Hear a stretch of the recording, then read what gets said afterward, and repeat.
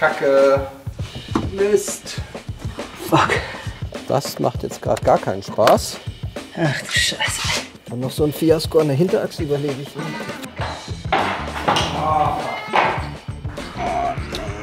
Oh nee, ey. Wer denkt sich solche Autos aus? Oh, das ist so fummelig, Alter. Das ist so fummelig, Mann. Es ist ein ganz normaler Tag in der Explorer-Garage. Krumme Kabel, rostige Räder und Friemelfrust gehören hier zum Alltag. Und trotzdem ist Martin nicht der Einzige, dessen natürliches Habitat zwischen Schmutz und Schrauben liegt. Aber warum macht es eigentlich so viel Spaß, ein Fahrzeug mit den eigenen Händen zum Camper umzubauen? Wir haben uns in Deutschlands Schrauberscheunen umgehört, um herauszufinden, worin der Reiz am Eigenbau liegt. Und warum geht er jetzt nicht an?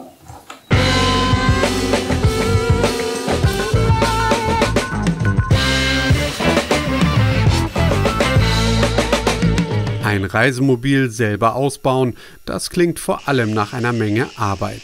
Wer sich einfach nur ins Auto setzen und sofort losfahren möchte, ist mit einem solchen Projekt nicht gut beraten. Wer aber bereit ist, Blut, Schweiß und Tränen zu investieren, kann auch selbst festlegen, was ihm beim eigenen Fahrzeug wichtig ist und Lösungen einbauen, die es nicht immer von der Stange gibt. Verzichten können wir im Endeffekt auf alles, wenn es sein muss. Aber entscheidend ist, dass wir uns da wohlfühlen. Das sind 10 Zentimeter, die man an Platz verschenkt, eigentlich. Aber es ist wertvoll für die Bequemlichkeit. Und diese Bequemlichkeit, wenn man innen drin sitzt, keine Kompromisse, also Kompromisse muss man aber keine Kompromisse zu machen, dass es irgendwie, ja, dann so hingeschustert ist. Einfach weil es auch Sinn macht, das Ganze von oben nach unten zu durchdenken, dann von unten nach oben, von links nach rechts, also ja, alles zu durchdenken. Und das ist mir ganz wichtig, dass ich jetzt nicht irgendeine Plastikkiste habe und irgendwas zusammengeschraubt, sondern dass ich, wenn ich mich da reinsetze, auch als Schreinermeister wohlfühle und sage, ja, das ist gut gemacht, das ist nicht bloß so irgendwie hingepfriemelt, sondern da fühle ich mich wohl. Luxus, nenn es Luxus, Komfort, bringt Spaß. Und das ist für uns das Entscheidende, der Hauptfaktor. Es muss Spaß bringen. So individuell wie ihre Bauherren, so einzigartig sind auch ihre Projekte. Neulingen stellt sich dabei schnell die Frage, welches Fahrzeug kauft man am besten, wenn man einen Camper selbst bauen möchte? Egal ob alt, neu, groß oder klein. Prinzipiell eignet sich fast jeder fahrbare Untersatz als Basis.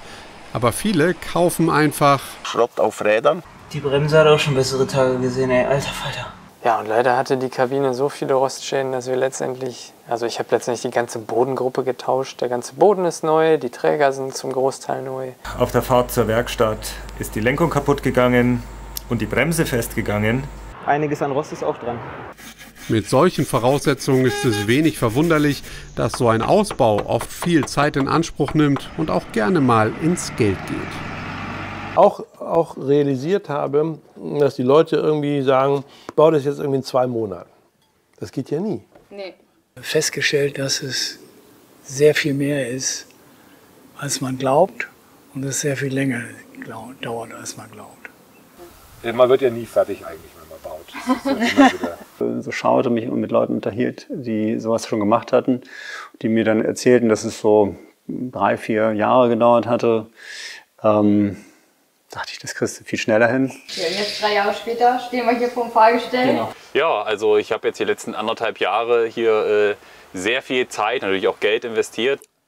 Ich habe eine 3-Jahresplanung gemacht. Also so lange braucht es dann schon. Es ist nicht in 4 Wochen erledigt.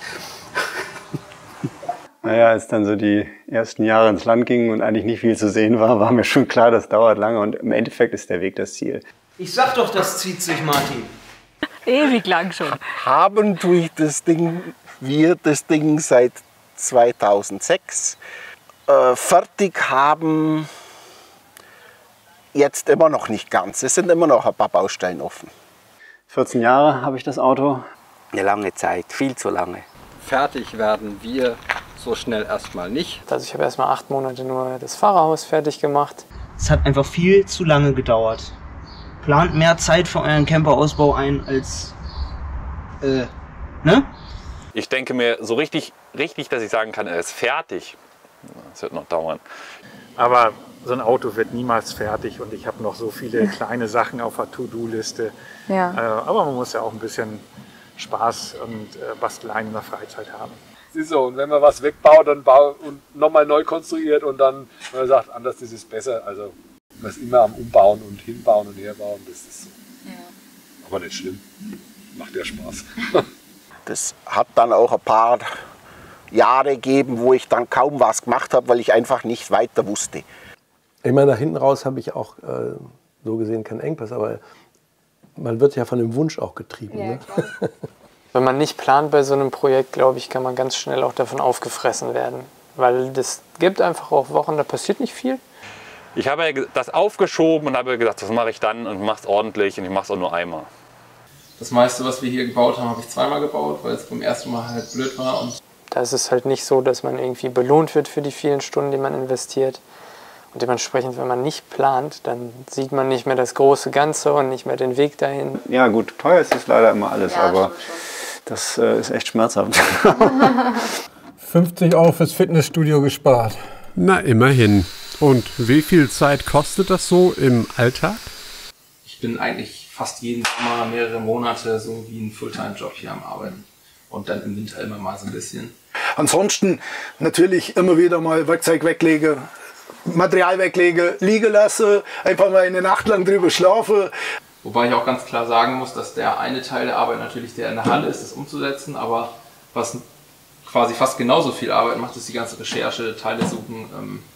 Wir haben aus zig verschiedenen Fahrzeugen hier mittlerweile Teile verbaut. Krass, ey. Und dann habe ich mich irgendwann entschieden, mache ich Medizin und behalte es als Hobby. Vielleicht auch mal nachts aufstehe, Zeichnung mache, sage, ja, jetzt habe ich eine Idee und das dann am nächsten Tag einfach umsetze, um das Ergebnis zum bringen, nicht einfach was erzwingen. Ich will mich nicht unter Druck setzen lassen, sondern das läuft halt, wenn es dann einmal geht. Das kommt von selber. Und manchmal gibt es ja auch äußere Umstände, auf die man wenig Einfluss hat. Ja, es ist wirklich die allerbeste Jahreszeit, um ein bisschen am Auto zu schrauben. Außentemperatur -3 Grad. Es ist so schwül. Die Temperatur hier ungefähr 30 Grad, naja, wahrscheinlich etwas mehr. Wo kommt jetzt die Mutter her? Wer 2 linke Hände und keinen Spaß am Basteln hat, sollte lieber gleich die Finger von einem solchen Projekt lassen. Das kann ganz böse.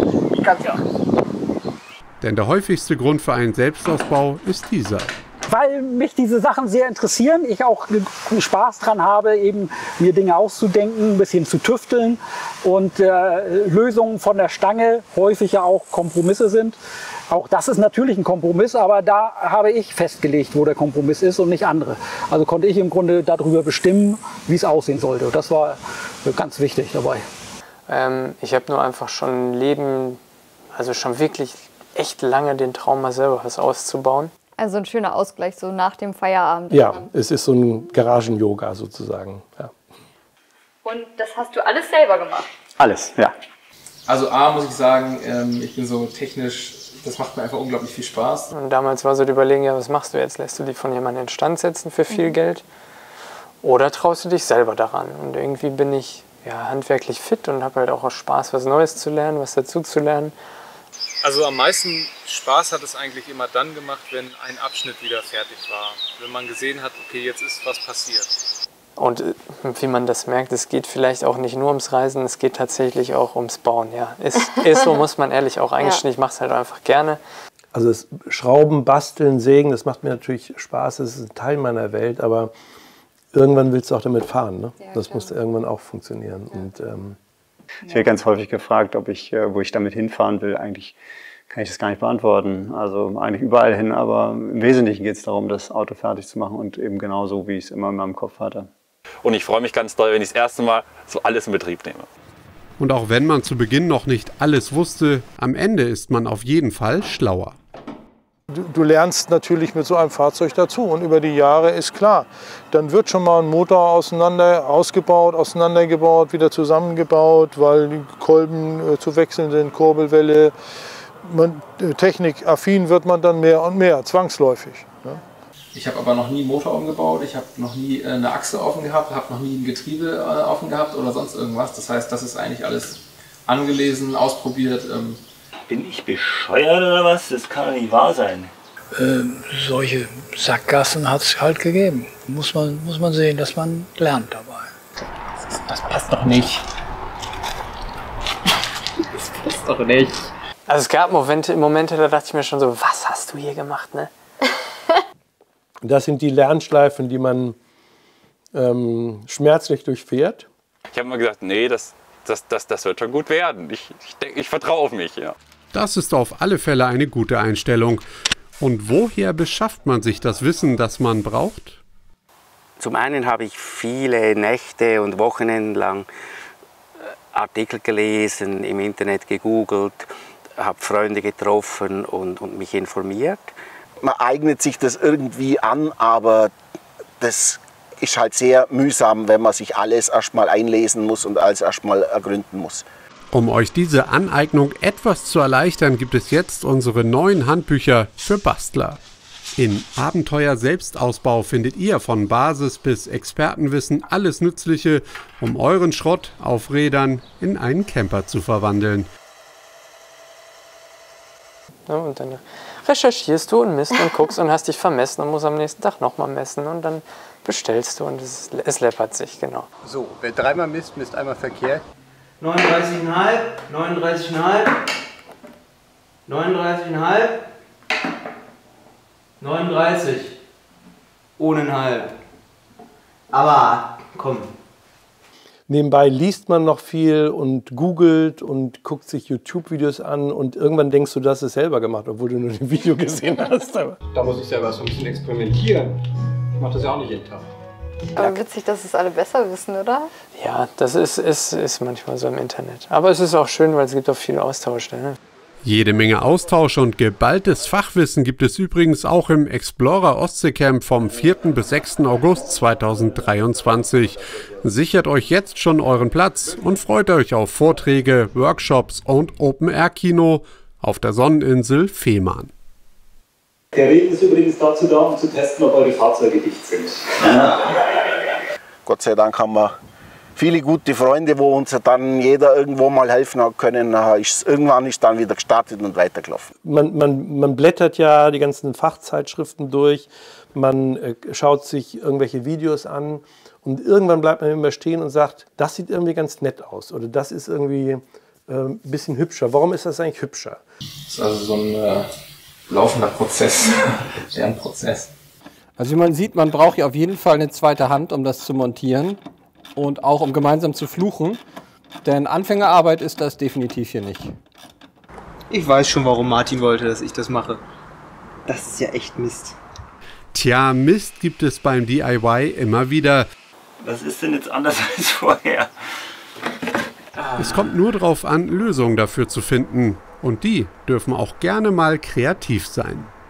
Jetzt müssen wir auch improvisieren, aber gut, wenn man ein Schweißgerät da hat. Also man kann nicht sagen, dass man sich nur auf eine Sache konzentriert. Ich sag mal, ich suche nur im Fahrzeugbaukatalag, sondern in allen Bereichen des Lebens findet man irgendwo durchaus praktikable Lösungen, die einen auch auf anderen Gebieten weiterhelfen können.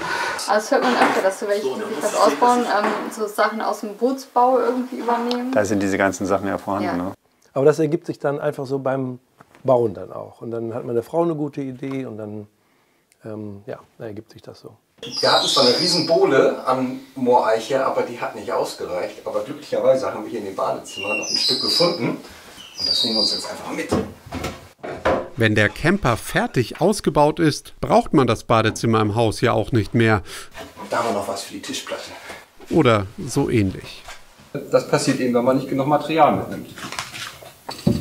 Wäre nett, wenn du mein Knie nicht mit einklebst. Ich muss jetzt auch so lange sitzen bleiben, bis der Kleber ausgeladen ist. Wie lange muss der Kleber zarten? 24 Stunden, ne? Na dann, gute Nacht. 24 Stunden ohne Polster sitzend schlafen, das kann richtig Spaß machen. Jupp. In der Zwischenzeit fassen wir nochmal zusammen. Der Umbau eines Fahrzeugs ist ein Abenteuer, das Zeit, Geld und Nerven kostet. bei dem man aber auch eine Menge lernen und seinen eigenen Weg gehen kann. Viele warten nur noch auf den perfekten Moment, um den ersten Schritt zu machen. Der perfekte Moment ist immer. Der perfekte Moment ist gleich, weil irgendwann ist nie. Und das ist das, lieber machen und falsch machen, wie irgendwann gar nicht machen. Falls ihr euch jetzt fragt, ja, Martin sitzt immer noch. Schön, schön. Wenn euch jetzt das DIY-Fieber gepackt hat, dann schaut doch auch mal auf unserem Garagenkanal vorbei. Dort findet ihr viele Anleitungen für Projekte in der Werkstatt. Habt ihr auch schon mal etwas selbst ausgebaut oder habt ihr es vor? Dann schreibt es uns gern mal in die Kommentare.